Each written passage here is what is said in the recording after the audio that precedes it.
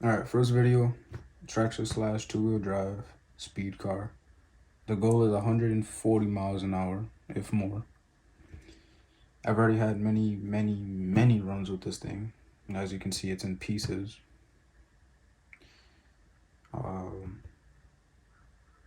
Fastest I got this to was 80 miles an hour. 6S system, 3S batteries, Mamba X Monster, hot racing transmission. Where did I put the motor? That's the motor, 6S, 2200 kV Traxxas motor. I know it's not the ideal motor. Of course, like, why would you put this motor, which is more of a torque motor for bigger cars? But still, like, it's different than everybody else's build. But in the meantime, we're gonna work with what I got, which is this big ass thing. It's gonna be on the hot racing transmission, got the slipper clutch, metal gears inside. I will be getting, let me take this off. I will be getting CVD axles, because I go through these every maybe 6-7 runs. These will just snap. Yeah, I know they're different colors. Besides that, what else is there that I do? Front suspension. Either gonna take, as you can see, this is just not usable no more. It's bent, alignment's off. Gonna take this off and replace it with the plastic one, or I might just throw the plastic one back on here so we don't have any bent metal parts where plastic won't bend, rather snap. Yeah. And then, yeah, like I said, 2 3S batteries, 6S castle motor, and then my radio is a Spectrum DX5, I think.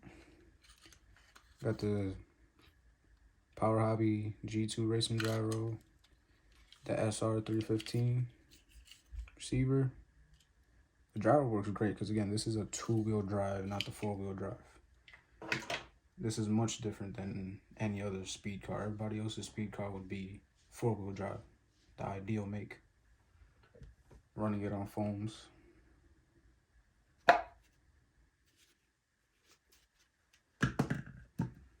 And then gotta replace the rear shock tower. That also went out. Rear shock tower. It's gone. This was at like a 90-degree angle. Put a flathead in there and bent it back. But we're not using this no more. We're gonna put back, where is it? The original one. Again, before this was a speed car, I used it for off-road, so I got metal parts for it for off-road. But then trying to use it as a speed car, getting 80 miles an hour and destroying a lot and breaking a lot, gotta go back to plastic. And then once you guys are gonna watch me put this back together, the parts that I gotta put on, and then I'll figure out the parts that I'm missing and the parts that I need. And then within a month, I should have in part 2 of this, putting the rest of the parts together. And then I'll do video after video of test runs. I'm using the GNS Performance GPS. You can tell it's been through a lot. It's only been used for this car. Besides that, what else is there about this? Oh yeah, if you guys ever think about doing this, major thing you gotta do, shorten your shocks. These are big bore shocks that I put, that fell, nylon washers in. What that does is it shortens the travel distance, so this won't come up no more. But you still get that nice stiff dampening. And when you're doing a car like this, you definitely don't want air to get up there and it'll just flip. Also the reason in a wheelie bar, you want to try to drop as low as you can. Slashes aren't supposed to be low because they're off-road cars, unless you're doing the drag slash. And then gearing, I'm doing 50 tooth spur. I don't know if y'all can see that. 50 tooth with 29. I want to get as much as I can out of this motor before I start looking at TP motors. Is what I'm looking at, like 4040 TP motor is probably what I'm going to be going for. I could make this 8S, but again, I want to see what I can get out of it, because people are getting like close to 80 as well on 2S and then 90 on 3S. Again, I'm using a torque motor for bigger cars, and they're using the small 2, 3S speed motors. But yeah, a lot of your speed is going to be coming from the gear. I'm definitely going to be going for a bigger pinion, 32 tooth pinion. I got to order with a 30, was it 30? It's a 32 pinion, my bad, 32 pinion with a 32 spur.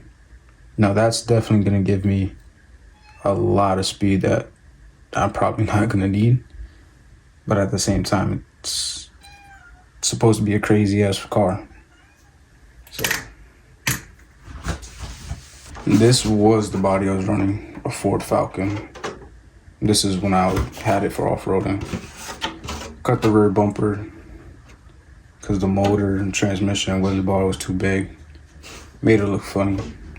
Your biggest enemy is going to be aerodynamics, the air coming in, pushing against the body, where I'm going to be ordering an aerodynamic body where the air can just pass over the car. And it's going to be covering the wheels. I'm going to have foams front and rear, which will help out a lot.